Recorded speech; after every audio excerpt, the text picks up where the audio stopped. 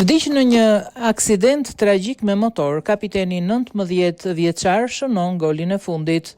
Aleksandr Zarako, një futbollist 19 vjeçar nga klubi 30 de Agosto në Capitata, Paraguay, humbi jetën në një aksident të tmerrshëm me motor.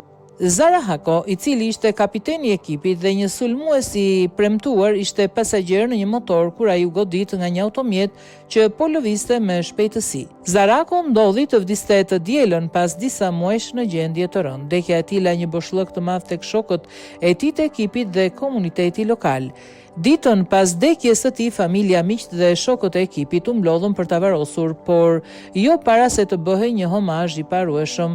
Në një lajm të mirë shumë emocionuese, shokët e ekipit e çuan arkivolin e tij në fushën e stadiumit klubi 30 de Agosto, ku bë një gjest i ndjerë.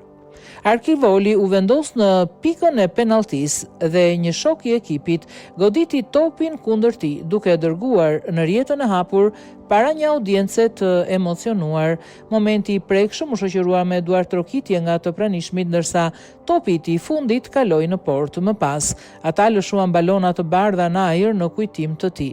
Ekipi, klubi dhe familja e tij shprehën dhimbjen e madhe për humbjen me një përfaqësues të klubit që tha: "Ikja e tij lë një boshllëk të madh në klubin ton dhe në të gjithë ata që ndan kohme të brenda dhe jashtë fushës."